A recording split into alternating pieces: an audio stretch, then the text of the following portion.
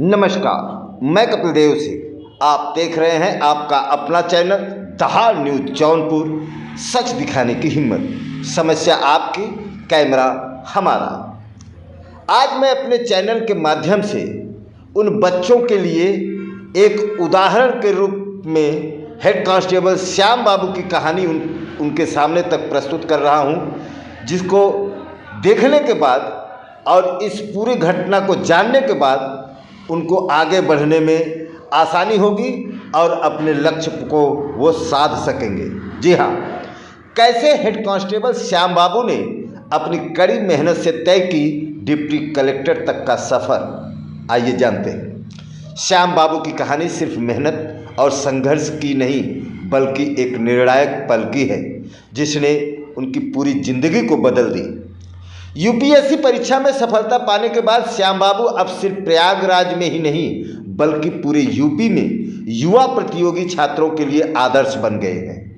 आज जिस श्याम बाबू को लोग एक डिप्टी कलेक्टर के रूप में जानते हैं, वह कभी प्रयागराज पुलिस हेडक्वार्टर में एक साधारण हेड कांस्टेबल हुआ करते थे। उनकी सफलता का सबसे अहम मोड़ तब आया जब वे पुलिस की कठिन ड्यूटी निभाते हुए भी अपनी शिक्षा जारी रखे हुए थे। 2014 में जब उनकी तैनाती प्रयागराज में हुई तो उन्होंने सोच लिया था कि वो पुलिस की नौकरी में ही ऊंचा पद प्राप्त करेंगे, लेकिन उसी दौरान एक घटना ने उनकी दिशा को बदल दिया। दौड़ छोड़ लक्ष्य तय किया। श्याम बाबू पुलिस की शारीरिक परीक्षा के लिए लखनऊ गए थे, जहां उन्हें लगभग 20 राउंड की दौड़ पूरी करनी थी। दौड़ के दौरान जैसे ही वे अंतिम राउंड में पहुंचे, उनके दिमाग में एक सवाल आया, अगर मैं यह दौड़ पूरी की तो क्या यह पीसीएस की तैयारी करने के मेरे सपने के साथ मेल खाता है?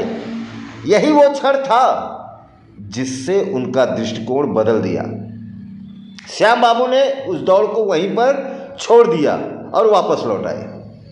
यह उनका टर्निंग पॉइंट था। उसी पल उन्होंने ठान लिया कि अब उनकी मंजिल केवल और केवल पीसीएस होगी। संघर्ष से मिलती है सफलता। पुलिस ड्यूटी के बीच श्याम बाबू के पास कोचिंग जाने का समय नहीं था, लेकिन उनकी इच्छा शक्ति बुलंद थी। उन्होंने किसी भी प्रकार की कोचिंग से परहेज किया और खुद से पढ़ाई शुरू की। किराए के कमरे में रहकर प्रतियोगी छात्रों के बीच रहते हुए उन्होंने नोट्स इकट्ठा किए और स्वाध्याय से अपनी तैयारी को एक नया मोड़ दिया। श्याम बाबू के मुताबिक जब लक्ष्य साफ था तो तैयारी आसान हो गई। उन्होंने कभी भी असफलताओं को खुद पर हावी नहीं होने दिया और हर हाल में अपने सपने को पूरा करने का संकल्प लिया। अंग्रेजी में कमजोरी के बावजूद सफलता।